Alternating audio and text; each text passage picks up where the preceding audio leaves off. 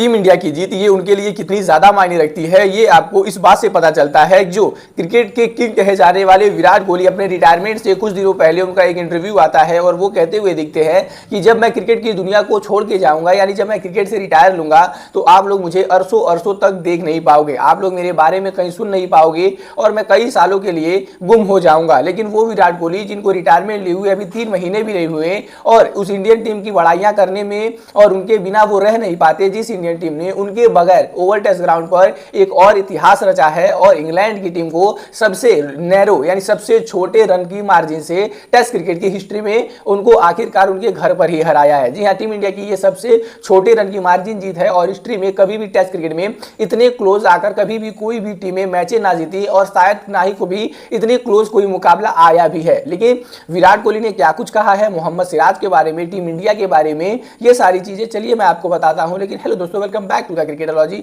अगर यहां तक आ गए हो तो यार वीडियो को लाइक करके चैनल से सब्सक्राइब जरूर से कर दीजिएगा। बातें करते हैं विराट कोहली के ट्वीट के बारे में। तो जिस तरीके की टीम इंडिया ने कल परफॉर्मेंस किया, ना ही विराट कोहली बल्कि पूरी देश और दुनिया में सारे लोग इंडियन टीम समेत मोहम्मद सिराज की बड़ाइयां करते हुए नहीं थक रहे हैं और विराट कोहली ने भी खास करके मोहम्मद सिराज को जो मेंशन किया है वो आपको देखने लायक है। जी हां, विराट कोहली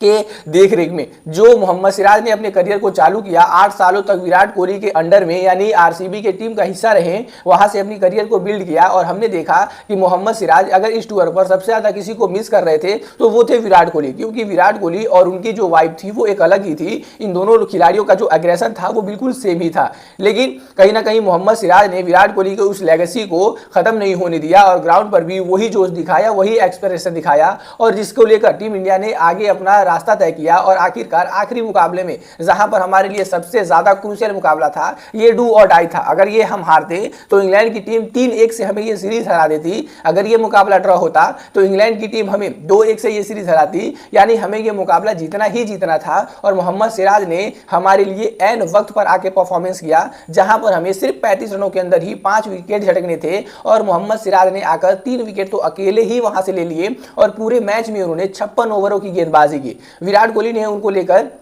स्पेशल मेंशन किया और उन्होंने कहा कि जिस तरीके की सिराज ने गेंदबाजी की है हमें भरोसा था कि वो कर देंगे। वहीं पर रिप्लाई सुनकर आपका और भी दिल खुश हो जाएगा। मोहम्मद सिराज ने कहा, थैंक यू भैया फॉर बिलीविंग मी। जी हाँ, आप सभी को पता होगा कि मोहम्मद सिराज का इनिशियल डे से करियर जहां से टर्न ऑन होना चालू हुआ जब से वो आरसीबी में आया। हालांकि वो सनराइजर हैदराबाद का भी हिस्सा बन चुके थे, लेकिन आरसीबी में आने के बाद मोहम्मद सिराज का जो करियर है वो एकदम से यू टर्न लेता है और वहां से उनकी जो कहे तो आगे की जो जर्नी थी वो एकदम ही बदल जाती है। मोहम्मद सिराज हमें एक अलग गेंदबाज देखते हैं। जिस मोहम्मद सिराज की आरसीबी में रहते हुए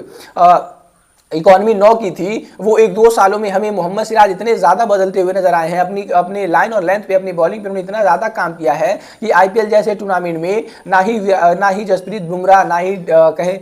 मिचेल स्टार्क और ना ही मोहम्मद शमी, ना ही देश और दुनिया के बड़े बड़े गेंदबाज सहित, बल्कि मोहम्मद सिराज इस बार आईपीएल 2025 में सबसे ज्यादा डॉट गेंदे डालने वाले गेंदबाज थे। तो ये आपको पता चलता है कि मोहम्मद सिराज ने अपने जो वर्क्स हैं उसको कितने अच्छे से डन किया है, अपने जो काम है उसको कितने अच्छे से उन्होंने निभाया है। उसी को देखते हुए विराट कोहली ने पूरी इंडियन टीम की डिटर्मिनेशन और डेडिकेशन को देखते हुए उन्होंने ट्वीट किया और उन्होंने टीम इंडिया को बधाई दी ओवल में इस शानदार जीत के साथ साथ इस सीरीज को ड्रॉ कराने में। जी हां, और ये टीम इंडिया की दूसरी सीरीज ड्रॉ है, यानी हम अगर जीत नहीं रहे तो हम आपको जीतने भी नहीं दे रहे। बता दें, साल 2007 पिछला वो साल था, पिछला वो टूर था जब टीम इंडिया ने इंग्लैंड को इंग्लैंड में जाकर हार रहा था और उस time MS Dhoni team India के कप्तान हुआ करते थे। लेकिन उसके बाद अगर मैं आपको बताऊं तो टीम इंडिया वहां पर जाकर इंग्लैंड को हराने में बिल्कुल भी असमर्थ रही है। लेकिन हमारे लिए जो 2 टूर रहे हैं वो काफी ज्यादा हिस्टोरिकल रहे हैं। पिछला टूर भी हम जीत के बहुत ही ज्यादा करीब थे, वहां पर 5 मैच जो खेला गया था तो टीम इंडिया वहां पर ऑलरेडी ही 2-1 से आगे चल रही थी। लेकिन जब एक मुकाबला 1 सालों के बाद खेला जाता है, यानी इस टूर का हिस्सा नहीं रहता और वो अगले बार खेला जाता है, तो उस टूर पे आने के बाद कहे तो इंग्लैंड की टीम जाती है और ये 2-2 से सीरीज बराबर हो जाता है। वहीं पर मोइन अली से जब पूछा भी गया था तो उन्होंने ये साफ साफ कहा था कि अगर ये 5 टेस्ट मैच की श्रृंखला एक साथ होती तो ऑब्वियसली टीम इंडिया ही विनर होती, क्योंकि उस टाइम उन खिलाड़ियों के बॉडी लैंग्वेज अलग थे, उनका एग्रेशन अलग था।